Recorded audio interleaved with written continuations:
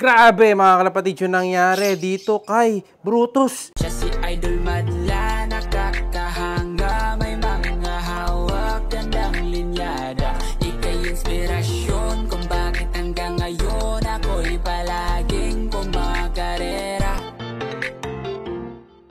Biruin yung nangyari sa kanya, kita nyo isa niyang ilong. Namaga yung ilong mga kalapatid. Ay mga kalapatid, so maga yung ilong tapos sinipon pa siya, ayan o.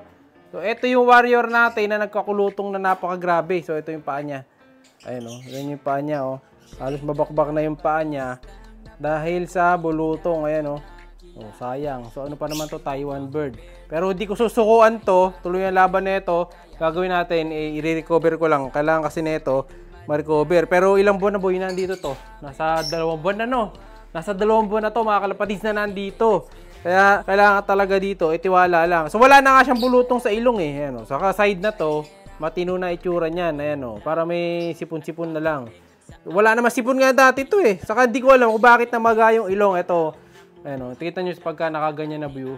No, lumaki no. May sariwa pa sa loob. Oo, maaring may sariwa na sugat sa loob, bumukol, ayan. Kaya lumaki yung ilong niya mga kalapatid. So sayang, dapat ito kasabay na to ng mga nilalaban natin ngayon.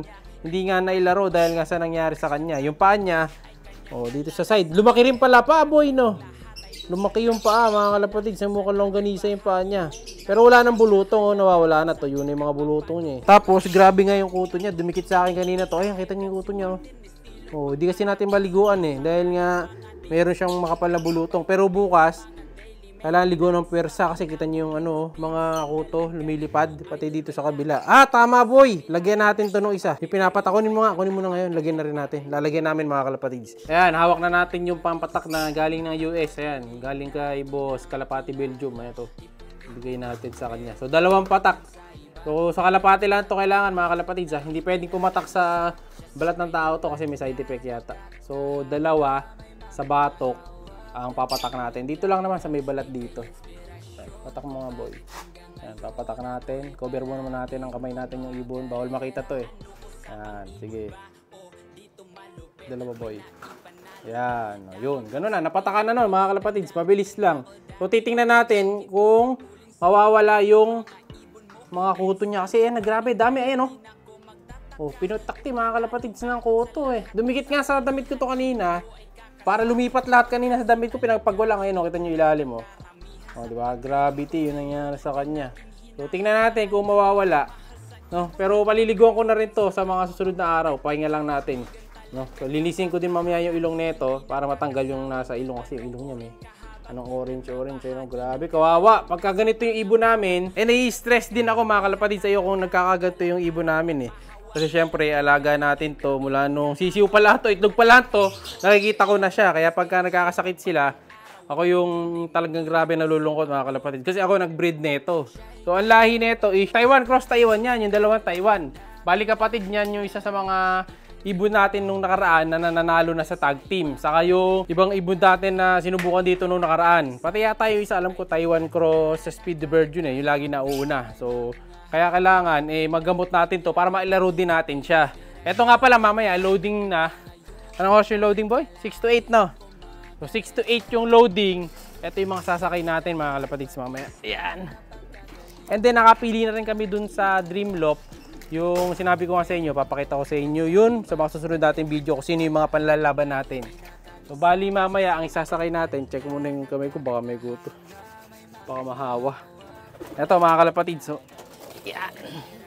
Ito, bali ano nun mga kalapatids eh. Kalahito nung mga Speedbird pala natin. Speedbird pala to kaya so mabagal lang siya kasi nga tamad rumonda. Ito yung dati nagkasugat sa paa. Saan nagkasugat to dati boy? Sa paa? Hindi to no? Dati natusok to dito. Ito yata yun yung may itim oh. Ayan, natusok dati to mga kalapatids. Eh, may puti yun no? Ano? May puti pa lang kuko to isa. Kaso nakakross. So bali ito yung anak ni Dagul. Tatay nito si Dagul. Ibang Dagul yung mga kalapatid. Hindi yung famous yung sikat natin ng Dagul. Hindi yun mga kalapatid. Dagul version 2. Kasi malaking ibon yung Alphonse. So lahi na pala na ito. So tingin ko, ito na yung mauuna bukas. So kaya sa mga susunod. Pero tingin ko pabilis na to kasi nung nakaraan 3 minutes lang dumating eh. Saka focus na ako sa pag-clock.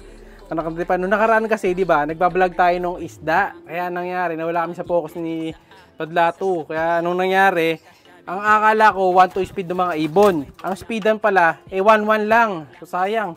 Tingin ko nung binangga ko yung dating niya, nasa top 15 na naman siya mga kalapatids. Maaaring pumasok. So eto naman yung isa, yung nasa vlog natin kahapon na parang binabae. Ayan. Lalaki to, pero ganyan lang ang itsura mga kalapatids. Ayan, mabait lang talaga siya. Tapos maliit lang na ibon. Ito wala silang kuto. Ayan, kasi alaga sa ligo yan. Wala kang makikitang kuto dyan. Ni isa. Sa kabila, wala rin kuto. Pero maliit na ibon siya, no? Maliit pala to. Ay, boy, lugon. Gaya mo nga. 1, 2, 3, 4, 5, 6, 7, 8. Kulang pala bagwis nito. Ayun, tumubo yung isa. So, 1, 2, 3, 4, 5, 6, 7, 8. Pang siyam. 8 lang pala bagwis nito, boy. 8 lang pala. Pero kita nyo, mabilis pa rin. Ito bang isa ilan? Ito tingnan natin. Pero nagpwede rin na kami dito kulang din. 1, 2, 3, 4, 5, 6, 7, 8, 9. Kulang na isa. Yung number 6. Ay, 7. Number 7, wala. Dito rin sa kabila. Dito, meron na. 1, 2, 3, 4, 5, 6, 7, 8, 9, 10. Ito kompleto. Yung kabilang side lang. Pero malalaglag na to. Yung kabila, ito yung nawawala. Ayan. So, yun, kompleto. Sa tingin ko, mauna na to. Malaki. Parang mas gusto ko pa nga itong ibon na to Mas gusto ko yung hipo nito kaysa dito sa isa. Kasi yung isa, maliit. Ito malaki. Pagka pooling, mabilis. So parang si Dagul din nga pala yung size nito. Laki Tignan yung kamay ko. Pag ginawa natin, napaka-laking ibon. So good luck sa atin mamaya. Isasakay na natin to. Tapos sa susunod na araw, pagtotos na rin tayo. Pero ito, tingnan natin kung masasama na natin sa toss natin si Kobe Jr. Pwede na ba to kaya, boy? Tingin mo. Parang di pa makakasama to. Kasi, wala pa iba niyang balahibos pa. Isa pakpak Yung bagwis niya, 1, 2, 3, 4, 5, 6, 7, 8 din. Hindi ubra to. Hindi pwede to. Hindi masasali sa pooling to. 1, 2, 3, 4, 5, 6, 7, 8, 9. Siyam lang. Sa kabila, 8. Pero nakakondisyon na siya, namumulbo. So, ito si Kobe, mga kalapatids. Ito yung 2 times pooling winner na, Kobe Jr. Hindi pa pwede to. Hindi masasali to, mga kalapatids. Yung isa, hindi rin pwede, boy. Magalas pa. Kita mo. May sa kita, may laktaw. Hindi yata abot. Magas pa ang hipo. Hipo nyo naman mga kalapatids. Pag hinipo nyo yung ganito ng bagwis, magaspang pa. Di ubra. Hindi pwede. Hindi masasama sa sa next batch. Dapat pang pang 13 saka 14 silang dalawa. Kaso nga dahil mukhang hindi pa pwede, di malalaban to mga kalapatids. So abangan nyo na lang mga kalapatids pag nilaban natin to.